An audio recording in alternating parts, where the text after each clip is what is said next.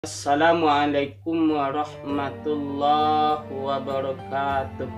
Alhamdulillahirabbil alamin. Asyhadu an la ilaha illallah wa asyhadu anna sayyidana wa nabiyyana Muhammadan abduhu wa rasuluh la nabiyya ba'da amma ba'd.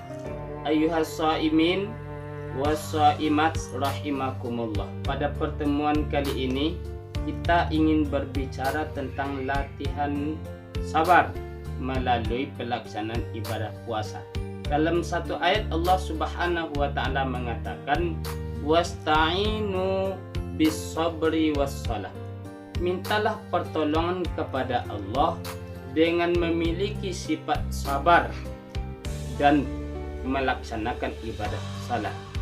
Ulama menafsirkan kata sabar di sana dengan berbagai macam penafsiran. Di antaranya artinya sifat sabar. Di antara penafsiran lain, sabar itu ditafsirkan dengan puasa. Karena orang yang berpuasa adalah orang yang dilatih untuk memiliki sifat sabar. Sabar yang asal katanya sabrun artinya pahit. Maka memiliki sifat sabar itu ibarat menelan sesuatu yang pahit. Memang tidak mudah untuk melakukannya, namun bagi orang yang tahu dan mampu melaksanakan akan mendapatkan khasiat dan manfaat yang sangat besar sekali dalam kehidupannya. Ayyuhas shaimin wassaimat rahimakumullah. Ibadah puasa Ramadan salah satunya melatih kita menjadi orang yang bersifat sabar. Sabar menahan haus, sabar menahan lapar, sabar menahan pandangan mata, sabar menahan jalan pikiran, sabar dari berbuat yang salah, sabar untuk senantiasa melakukan ibadah ketaatan kepada Allah Subhanahu wa ta'ala. Ayyuhas shaimin wassaimat rahimakumullah.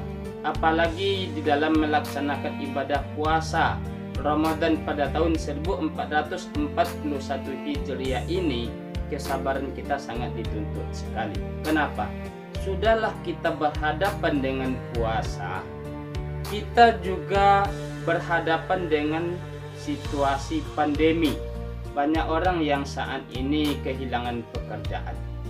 Yang biasanya selama ini mereka jualan di kantin-kantin sekolah. Sekarang sekolah tutup karena kondisi pandemi. Yang biasanya mereka mengais kehidupan itu dapat hari ke hari. Yang hari ini mereka sangat sulit mendapatkan kehidupan lantaran manusia kebanyakan dipanggil, dihimbau untuk tidak berkeliaran kemana-mana, tidak keluar rumah kalau tidak penting dan darurat sekali, sehingga pendapatan mereka banyak yang hilang, banyak yang berkurang. Bahkan juga ada sebagian saudara kita yang sebelumnya bekerja di sebuah perusahaan, namun karena perusahaannya yang terdampak ekonomi faktor pandemi ini juga gulung tikar. Banyak saudara kita yang selama ini jualan, namun karena kondisi pandemi jualan mereka tidak lancar dan tidak sukses seperti biasanya lantaran kedai-kedai ditutup, kondisi daerah PSBB, pembatasan sosial berskala besar. Pada akhirnya tahun ini kita melaksanakan ibadah puasa berhadapan dengan kondisi yang sangat sulit sekali.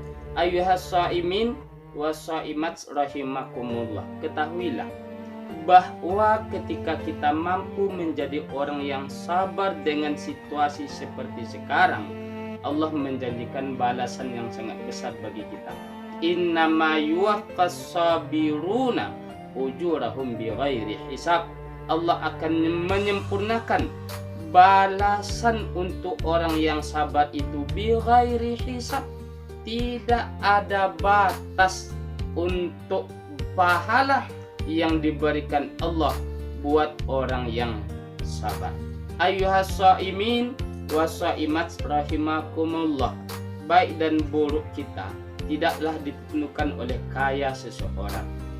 Baik dan buruk kita di hadapan Allah tidaklah ditentukan oleh pekerjaan seseorang. Baik dan buruk kita di hadapan Allah tidaklah ditentukan oleh jabatan seseorang. Baik dan buruk kita di hadapan Allah tergantung bagaimana hati kita kepada Allah. Innallaha la yanzuru ila suwarikum. Allah tak pernah melihat bentuk kalian. Wala ila amwalikum. Allah tak pernah melihat harta benda kalian. Walaki yanzuru ila qulubikum. Tapi Allah melihat hati kalian. Adakah hati kita termasuk hati orang yang sabar dengan cobaan Allah Subhanahu wa ta'ala? Kemiskinan yang kita alami dalam kehidupan jangan bikin saudara kami menjadi sedih dan susah. Kemiskinan dan kehilangan pekerjaan yang kita alami jangan membuat kita kalut sehingga menempuh jalan salah. Itu tidak benar. Kita orang yang percaya dengan Allah Subhanahu wa ta'ala, kita percaya bahwa rezeki kita di dalam genggaman Allah Subhanahu wa ta'ala. Kita ingat suatu ketika Nabi Allah Musa alaihi salam bertanya kepada Allah tentang bagaimana cara engkau memberi makan rezeki, memberi rezeki makhlukmu ya Allah.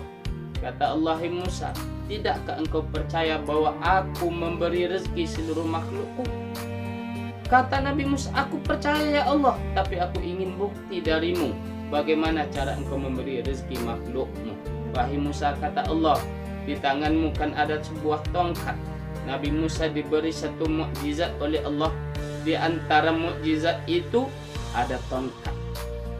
Tongkat Nabi Musa bisa membelah laut. Tongkat Nabi Musa bisa membelah batu. Tongkat Nabi Musa sangat luar biasa. Tongkat Nabi Musa bisa menjadi ular. Suatu ketika Allah berkata kepada Musa, hai Musa, di tanganmu kan ada tongkat. Ada batu di hadapanmu. Pukul batu itu dengan tongkat. Tak dipukul oleh Nabi Musa. Belah batu tersebut.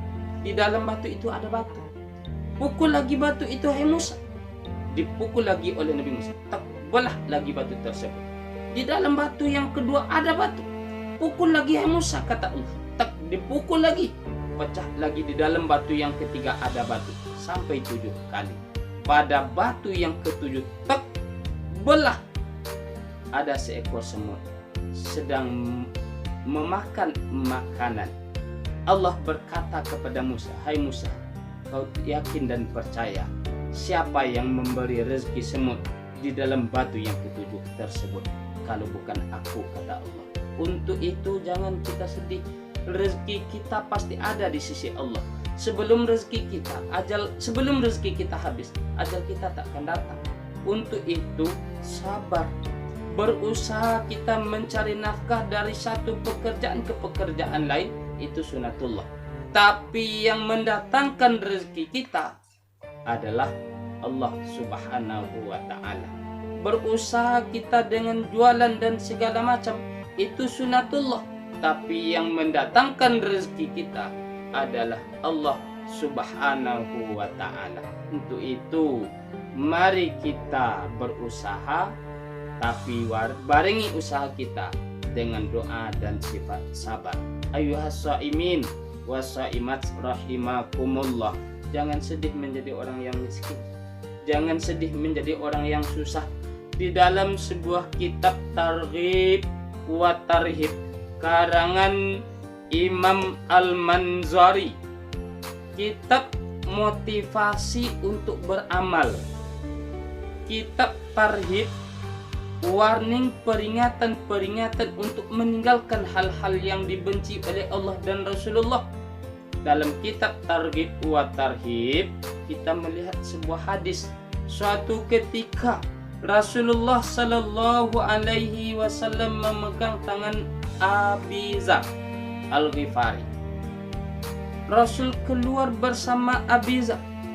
Ketika Rasul keluar bersama Abi Dzar, Rasul berkata, ya Abu Dzar, wahai Abu Dzar, di hadapan kita ada rintangan bukit yang sangat tinggi. Tidak ada orang yang bisa melewati bukit yang tinggi ini kecuali hanya orang yang membawa beban yang sangat ringan. Lalu Abu Dzar bertanya, ya Rasulullah, apakah saya ini termasuk orang yang ringan beban saya? atau termasuk orang yang berat? Rasul bertanya, apakah kamu memiliki persediaan makanan untuk hari ini? Kata Abu Dzar, saya punya ya Rasul. Rasul tanya lagi, apakah kamu memiliki persediaan makanan untuk hari esok? Kata Abu Dzar, saya punya ya Rasulullah. Rasul bertanya lagi, apakah engkau masih punya persediaan makanan untuk hari yang ketiga? Kata Abu Dzar, aku tidak punya ya Rasulullah. Kata Rasul, antal mukafir. Kalau begitu, engkau termasuk orang yang ringan bebannya. Coba bayangkan, Rasulullah memberikan gambaran kehidupan kepada Abu Dzar untuk menjadi orang yang ringan beban hisab kita di yaumil mahsyar nanti dengan memiliki 2 hari persediaan makanan, hari ini dan hari esok. Sekiranya kita memiliki persediaan sampai hari yang ketiga, Rasul menggambarkan itu beban cukup berat untuk dipertanggungjawabkan di hadapan Allah Subhanahu wa taala di yaumil mahsyar nantinya. Masya Allah. Ayyuhas shaimin wassaimat rahimakumullah. Terkadang hari ini kita walaupun kehilangan pekerjaan, masih ada uang yang kita simpan di rekening kita, masih ada emas yang kita tabungkan, lalu kita mengeluh kepada Allah Subhanahu wa taala. Khawatirnya kita termasuk orang yang tidak sabar dalam pandangan Allah Subhanahu wa taala. Ingatlah, Rasulullah mengatakan bahwa orang miskin lebih dahulu masuk surga dibandingkan orang kaya setengah hari. Berapa setengah hari tersebut? 1 hari di padang mahsyar nanti bimiqdari khamsina alfasana. 1 harinya berbandingkan 50.000 tahun. Sedangkan orang miskin lebih dulu masuk surga daripada orang kaya setengah hari. Berarti sekitar 25.000 tahun orang miskin lebih dulu masuk surga daripada orang yang kaya. Untuk itu, dengan kita dilatih beribadah puasa Ramadan, bertepatan pula dengan situasi pandemi, orang dihimbau untuk tidak keluar rumah. Sebagian daerah melaksanakan pembatasan sosial berskala besar. Mungkin pendapatan kita menurun, mungkin jualan kita tidak seperti biasanya, mungkin yang buruh harian juga tidak ada pekerjaan. Mungkin banyak di antara kita yang hari ini ekonominya yang sedang down, yang sedang menurun. Jangan mengeluh, jangan mengupat, miliki sifat sabar. Inilah hikmah puasa.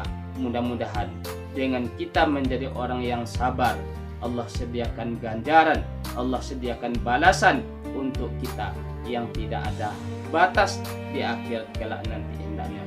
Amin ya rabbal alamin. Allahumma a'inna ala dzikrika wa syukrika wa husni ibadatik. Subhanakallahumma wa bihamdika asyhadu an la ilaha illa anta astaghfiruka wa atubu ilaik.